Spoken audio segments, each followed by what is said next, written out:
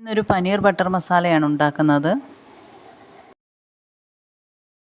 അതിനായിട്ട് ഒരു ചട്ടിയിലേക്ക് 2 ടീസ്പൂൺ ഓയിൽ ഒഴിച്ചു കൊടുക്കാം. 1 ടീസ്പൂൺ ബട്ടർ കൂടി ഇട്ട് കൊടുക്കാം.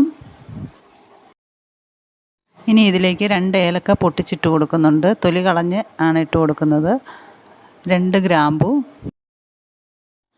ഇതൊന്ന് ചെറുതായി ചൂടായി കഴിയുമ്പോഴേക്കും ഇതിലേക്ക് 2 സവോള ചെറുതായി അരിഞ്ഞത് ഇട്ട് കൊടുക്കാം. ഇനി ഇതൊന്ന് ഇളക്കി കൊടുത്തതിന് ശേഷം ഇതിലേക്ക് 4 വെളുത്തുള്ളി ഇട്ട് കൊടുക്കാം. 2 ചെറിയ കഷ്ണം ഇഞ്ചി കൂടി ഇട്ട് കൊടുക്കാം.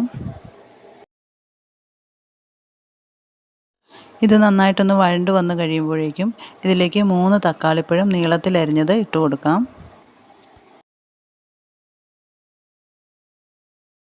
ഇത് നന്നായിട്ടൊന്ന് വഴറ്റിയെടുക്കണം.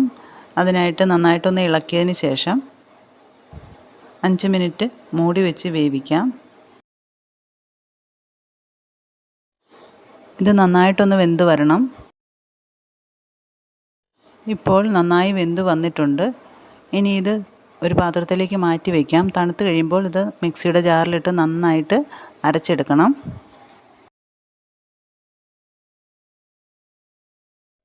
ഇനി ഇത് വഴറ്റിയ ചട്ടിയിലേക്ക് തന്നെ 2 ടീസ്പൂൺ എണ്ണയും 2 ടീസ്പൂൺ ബട്ടറും കൂടി ഇട്ട് ചൂടാക്കിയെടുക്കാം.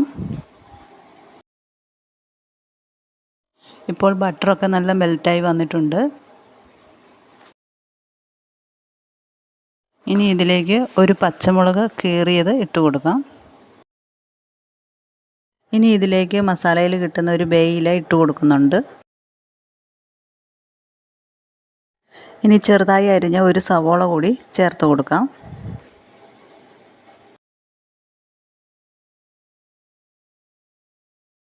ഇനി ഇത് നന്നായിട്ടൊന്ന് മൂത്ത് വരുമ്പോഴേക്കും അതിലേക്ക് നമുക്ക് പൊടികൾ ചേർത്ത് കൊടുക്കാം. ഇതിലേക്ക് 1/4 ടീസ്പൂൺ മഞ്ഞൾപ്പൊടി, 1 ടീസ്പൂൺ മുളക് പൊടി, 1/2 ടീസ്പൂൺ മല്ലിപ്പൊടി, 1/4 ടീസ്പൂൺ ഗരം മസാല, 1/4 ടീസ്പൂൺ നല്ല ജീരകം പൊടി ഉണ്ടെങ്കിൽ അത് ചേർക്കാവുന്നതാണ്, 1/2 ടീസ്പൂൺ ഉപ്പ്.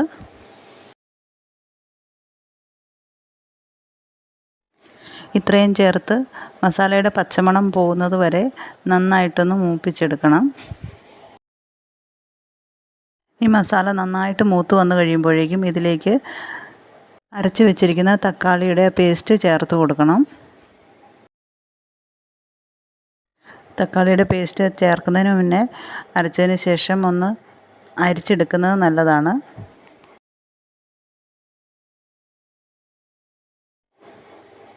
ഞാനിതിവിടെ നന്നായിട്ടൊന്ന് അരിച്ചെടുക്കുന്നുണ്ട്. ഇനി ഈ പേസ്റ്റ് മസാലയിലേക്ക് ചേർത്ത് കൊടുക്കാം. ഇനി ഇത് നന്നായിട്ട് ഇളക്കി യോജിപ്പിക്കണം.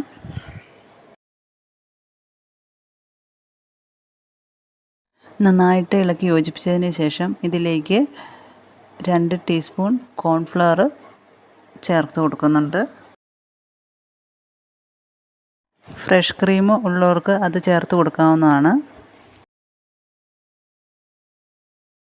ഇടയ്ക്ക് നല്ലൊരു കൊഴുപ്പ് കിട്ടുന്നതിന് വേണ്ടിയിട്ടാണ് ഇത് ചേർക്കുന്നത്.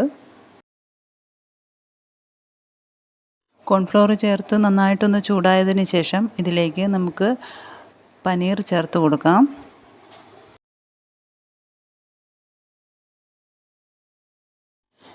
ഞാനിവിടെ ഇതിലേക്ക് 200 ഗ്രാം പനീറാണ് ചേർത്ത് കൊടുക്കുന്നത്.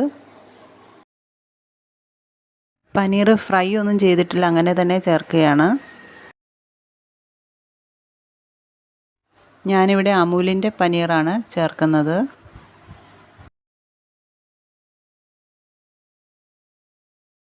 ഇനി ഇതൊന്ന് നന്നായിട്ട് ഇളക്കി യോജിപ്പിച്ചതിന് ശേഷം 5 മിനിറ്റ് മൂടി വെച്ചൊന്ന് വേവിക്കാം.